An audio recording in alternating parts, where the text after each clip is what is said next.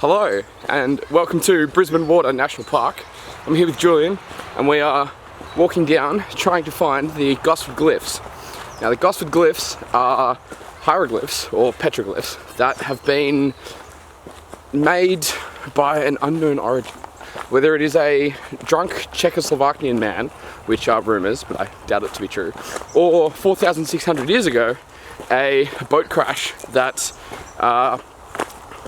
stranded some Egyptian travellers amongst Aboriginal culture, and a scribe who was semi-illiterate wrote down their journey and tracked their way and recorded their history and things that happened.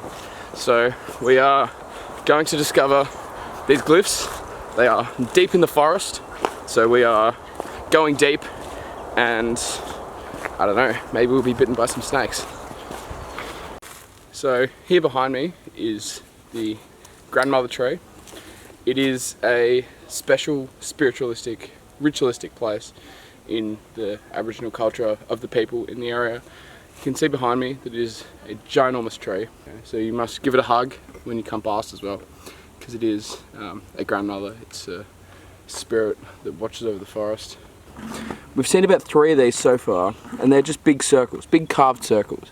You know, perfect circles are very unnatural. There are maps of the stars that they've indented in the rock, and they can look up to the stars and match them with the dots that have been imprinted in the rock.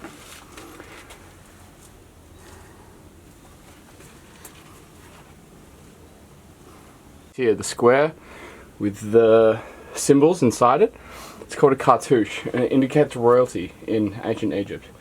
And what it does is it tells you the name of the king. So, I don't know, sunbird, snakebird might have been a prince in the era that formed these hieroglyphs.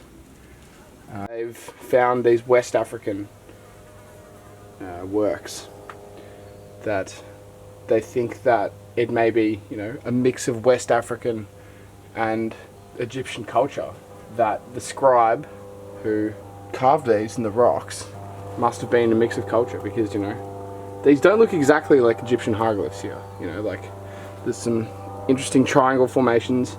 You know, there's some familiar things, like, you know, you'll always see the owls, and you'll always see the squiggles, and you'll see the birds. Which one?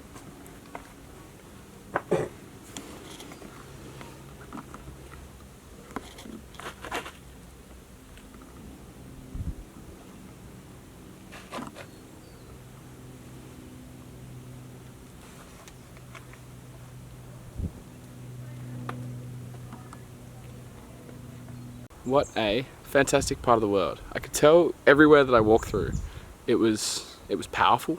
You know, there were just the sense that, you know, for thousands of years people have been living in that area, and people have been working and living and playing and loving and eating and carving shit into the rocks, like, for thousands of years. And you just kind of wander through, you know, off the beaten path. It's an amazing area.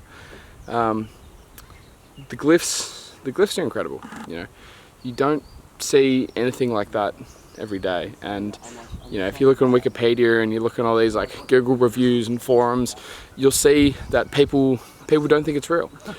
People think that someone had carved it in after the war or this or that, but I am 100% convinced that there was some sort of international travel across the water, across the ocean, to carve these symbols and glyphs into these rocks. And, you know, the stories tell of the possibly Egyptian, North African people that lived alongside the Aboriginal people, and they learnt from them, and, you know, they carved their stories into the rocks. And it's beautiful.